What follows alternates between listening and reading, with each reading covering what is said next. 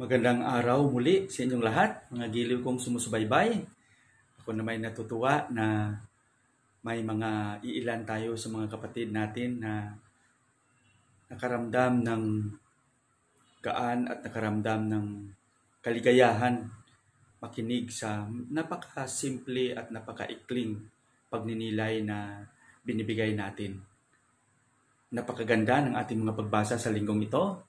Kaya kahapon, narinig natin kung sa paanong paraan tinawag ng Diyos si Jonas upang maging instrumento ng kaligtasan ng mga tao. At ngayon, sa araw ng Miyerkules, binibigyan na naman tayo ng pansin ng isang ebanghelista ni San Mateo sa isang araw na pagninilay. Ang ating pagbasa ngayon ay kinuha sa Ebanghelyo ni San Mateo, Kapitulo 13, versikulo 1 hanggang 9. At ang sabi dito, noong ding araw na iyon, si Jesus ay lumabas ng bahay at naupo sa tabi ng lawa. Pinagkalipunan siya ng makapal na tao, kaya sumakay siya sa isang bangka at doon naupo. Nasa dalampasigan naman ang mga tao, at nagturo siya ng maraming bagay sa pamamagitan ng mga talinghaga. May isang magsasakang lumabas upang maghasik. Sa kanyang paghahasik ay may binhing nalaglag sa tabi ng daan. Dumating ang mga ibon at tinuka ang mga iyon. May binhi namang nalaglag sa kabatuhan. Sapagkat manipis lang ang lupa roon, sumibol agad ang binhing iyon, ngunit nang mapabilad sa matinding sikat ng araw, ay natuyo, palibhasa'y walang gaanong ugat. May binhi namang nalaglag sa dawagan. Lumago ang mga dawag at ininis ang mga iyon. Ngunit ang mga binhing nalaglag sa mabuting lupa ay nag-uhay. May tig-100, may tig-60 at may tig-30 butil ang bawat uhay. Ang may pandinig ay makinig. Ang mabuting balita ng Panginoon. Mga kapatid, sa araw na ito, narito na naman tayo at binigyan tayo ng mga punto sa diskurso at sa kwento ni San Mateo. At ayon sa kwento niya ngayon, ay nakita at narinig natin na si Jesus ay nagngaral sa kanyang mga apostol at sa mga taong sumusunod sa kanya. At nagbigay siya ng isang talinghaga. Ang talinghaga ay isang kwento na napakaganda, malalim, at binibigay sa mga nakikinig kung paano ito mabigyan ng saysay. In Cebuano, we call it sambingay. No? Ang sambingay. But in Tagalog, the word used is talinghaga. At ayon sa kwento, ang sabi, may isang magsasakang lumabas at naghasik. No? Naghasik. No? In Ilonggo, we call it nagsabuog, sang binhi. In Cebuano, nagsabwag, sabwag, o binhi. And according to the story, ayon sa kwento ni Mateo, habang naghahasik ng binhi ang magsasakang ito, ang iba ay pumunta sa tabi ng daan. Dumating ang mga ibon at tinuka ang mga iyon. Walang natira. Walang nabuhay. Naubos. At pangalawa, sabi naman ni Mateo, may binhi namang nalaglag sa kabatuhan. Imagine natin kung titingnan natin yung isang lugar na punong-puno ng bato. Saan kaya pupunta yung binhi? Posible yung iba nakapatong sa bato. Kung mabuhay man, ay hindi tatagal.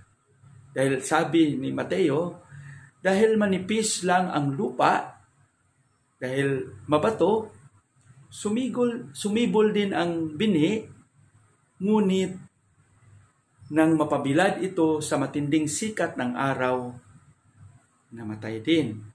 Bakit? Kasi wala masyadong ugat at nakapatong lang ito sa bato. Yung pangatlo, sabi, may mga binhi ding nalaglag sa dawagan. Kung naalala ko, ang termino sa Cebuano, sa mga bugang, sa mga sampinit, damuhan. At dahil posible na nalaglag yun sa dawagan, at nang tumubo ito, naipit siya at hindi masyadong sumibol. Kaya nawala rin.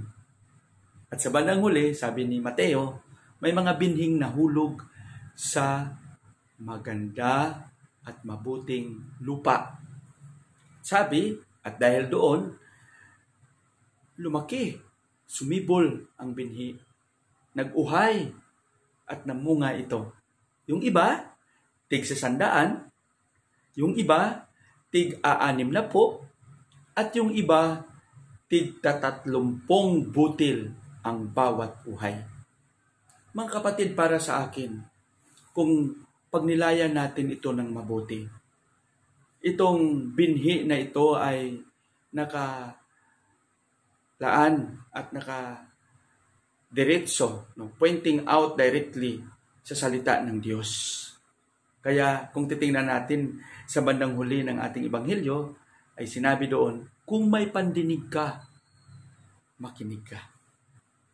So, siguro sa atin bilang binyagan, bilang tagasunod ni Kristo, minsan napakadaling magpakita na nakikinig tayo. Pero ang tanong, diyan ba sa mga naririnig natin, atin ba itong binigyan ng saysay sa ating buhay? Atin ba itong isinabuhay, ipinadama, at ibinahagi sa iba? Posible na sa ating buhay ay para tayong mga binhi na nung paghasik ng magsasaka ay pumunta sa daanan. Posible, naging binhi din tayo na nang maihasik ng magsasaka ay pumunta doon sa batuhan. At posible din na para tayong mga binhi na napunta rin sa nalaglag sa dawagan, sa sampinit. Kaya hindi ito lumaki, hindi ito sumibol, at hindi ito nag-uhay. O posible, may ilan tayong sa mga kapatid na para silang mga binhi na talagang napunta sila sa mabuting lupa. Nag-uhay sila, tig-100, tig-60, at tig-30. Napakaganda ng ating mensahe. Napakaganda ng mensahe na dinadala ng ating ebanghelyo sa ngayon. Mabuti rin pagnilayan natin kung ano ba tayo, sino ba tayo, ano ba ang ating papel. Kung naging mabuti tayong tagasunod ni Kristo, nakikita ba ito sa ating mga kilos? Nakikita ba ito sa ating mga gawa? At nakikita ba ito sa kung paano tayo nakikipagsundo o nagbibigay halaga at nakikipagrelasyon sa ating kapwa? Ang hamon ng simbahan para sa akin sa araw na ito ay bigyan nating saysay, bigyan natin ng kabuluhan ang ating pagiging tagasunod ni Kristo. Kung nakikinig man tayo, kung may pandinig man tayo, naisabuhay ba natin ang lahat ng turo ng simbahan? Si Jesus, sa simulat sa Paul ng kanyang buhay, ang kanyang adhikain ay maipadama sa mga tao ang pagmamahal ng kanyang Ama. Kaya nga mapabasa natin at palagi nating naririnig na si Jesus ay palaging nakikihalubilo sa mga makasalanan. Dahil yung mga taong yun ay mas lalong nangangailangan ng buhay na presensya ng Diyos. Si Jesus ay nagbibigay pansin sa mga taong hindi kinikilala sa lipunan. Siya ang nagbibigay tinig sa mga walang tinig. Siya ang nagbibigay pansin sa mga taong hindi pinapansin sa lipunan. Siya ang nagbibigay saysay sa mga taong nawalan ng saysay ang kanilang buhay sa lipunan. Kaya sa atin bilang binyagan, bilang tagasunod ni Kristo, gaya ng sinabi ni San Mateo ngayon, kung may pandinig tayo, sana makinig tayo. At yung pakikinig na yan ay bigyan natin ng saysay. Hindi lang sana yung mga magagandang balita na ating narinig ay nanatili lang sa ating isipan at kinikimkim lang natin sa ating mga puso. Sana atin itong isabuhay, atin itong ibahagi at ipadama sa mga kapatid nating nawalan ng pag-asa, nawalan ng saysay ang buhay, at hindi nakaramdam ng buhay na presensya ng Diyos. Madaling sabihin, pero minsan napakahirap gawin. Ano ba tayong klaseng binhi? Ako ba ay isang binhi na nang ihasik ng magsasaka ay pumunta sa daanan? Ako ba ay isang binhi nang naihasik ng magsasaka ay pumunta sa isang lugar na punong-puno ng bato? Ako ba ay isang binhi nang naihasik ng magsasaka ay pumunta sa dawagan? O ako ba ay isang binhi na nang maihasik ng magsasaka ay pumunta sa mabuting lupa? Sumibol, nag-uhay ng napakarami. Tig-100, tig-60 at tig-30. Mga kapatid, nawa sa ating pagpatuloy na pagtanggap ng hamon ng buhay na ito, tayo rin mismo sa ating kakayahan ay maging tunay na saksi ng mabuting balita. Tunay na saksi ng mapagmahal na Diyos, na maging instrumento tayo ng kaginhawaan sa ating kapwa. Manalangin tayo. Ama ng Sansinukob, humingi kami sa iyo ng tawad sa aming mga pagkukulang. Sa panahon na hindi kami masyadong nakikinig sa mabuting balita.